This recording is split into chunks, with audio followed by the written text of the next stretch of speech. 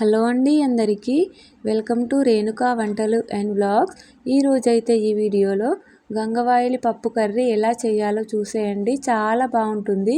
ముందుగా దీనికోసం అయితే స్టవ్ పై ఒక కడాయి పెట్టుకొని ఆయిల్ వేసుకున్న తర్వాత ఆవాలు జీలకర్ర వేసుకొని ఫ్రై చేసుకోవాలి. ఇవి ఫ్రై అయిన తర్వాత ఒక చిన్న ఆనియన్ను చిన్న ముక్కలుగా కట్ చేసుకొని వేసుకోవాలి. ఆనియన్ వేసుకున్న తర్వాత ఇలా మంచిగా కలుపుకొని దాన్ని అయితే కొంచెం సేపు ఫ్రై కానివ్వాలి.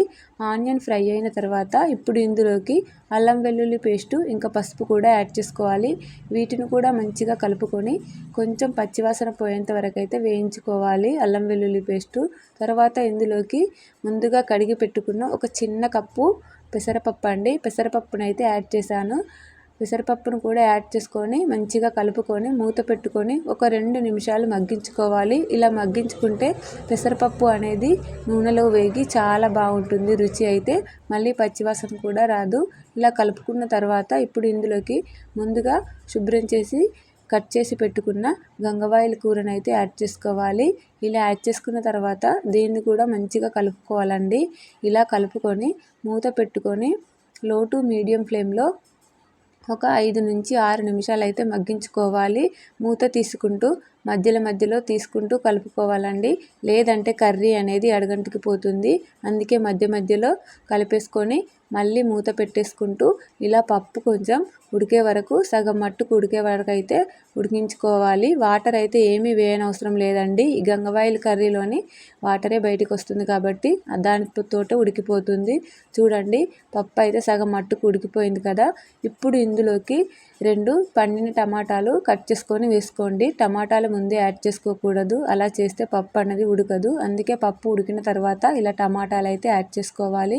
కావాలంటే మీరు కొంచెం చింతపండు కూడా యాడ్ చేసుకోవచ్చు. చింతపండు యాడ్ చేసుకుంటే కర్రీ టేస్ట్ ఇంకా బాగుంటుంది. నేనైతే యాడ్ చేయలేదు, టమాటాలు యాడ్ చేశాను కాబట్టి. ఇలా టమాటా యాడ్ చేసిన తర్వాత మూత పెట్టుకొని 2 నిమిషాలు 3 నిమిషాలు మగ్గించుకోవాలి టమాటా మెత్తబడే వరకు. టమాటా మెత్తబడిన తర్వాత రుచికి సరిపడ కారం ఉప్పు యాడ్ చేసుకొని మళ్ళీ ఒకసారి మంచిగా కలుపుకోవాలి. ఇలా కలుపుకొని మూత పెట్టుకొని మళ్ళీ ఒక 3 నుంచి 4 నిమిషాలు అయితే మగ్గించుకోవాలి. ఇలా వాటర్ అంతా కర్రీలోంచి బయటికి వచ్చే వరకు. చూడండి కర్రీలోంచి వాటర్ అయితే ఎలా బయటికి వస్తుందో. మనమైతే ఏం వాటర్ యాడ్ చేయలేదు కదా. ఇప్పుడు కొంచెం అయితే వాటర్ యాడ్ చేసుకోవాలి. మళ్ళీ ఇలా గట్టిగా ఉంటే తినలేం కదా. దీన్ని గరిటెతోనే ఇలా మెత్తగా స్మాష్ చేసుకోవాలండి. కావాలంటే మీరు స్మాషర్ కూడా యూస్ చేసుకోవచ్చు, కానీ ఇలా చేసుకుంటేనే బాగుంటుంది. ఇప్పుడు కొంచెం వాటర్ యాడ్ చేసుకొని కలిపేసుకొని మూత పెట్టుకొని ఒక 2 నుంచి 3 నిమిషాలు లో ఫ్లేమ్లో మగ్గించుకుంటే ఎంతో రుచికరమైన గంగవాయిల పప్పు కర్రీ అయితే రెడీ అండి. చాలా బాగుంటుంది. చూడండి ఆయిల్ అనేది ఎలా బయటికి వస్తుందో. అంతే అండి. ఇప్పుడు స్టవ్ ఆఫ్ చేసుకుంటే సరిపోతుంది. ఎంతో రుచికరమైన గంగవాయిల పప్పు కర్రీ అయితే రెడీ. వాటర్ ఏం వేయలేదు, లాస్ట్లో అయితే కొంచెం వేసాము. వీడియో నచ్చితే లైక్ చేసి సబ్స్క్రైబ్ చేయండి.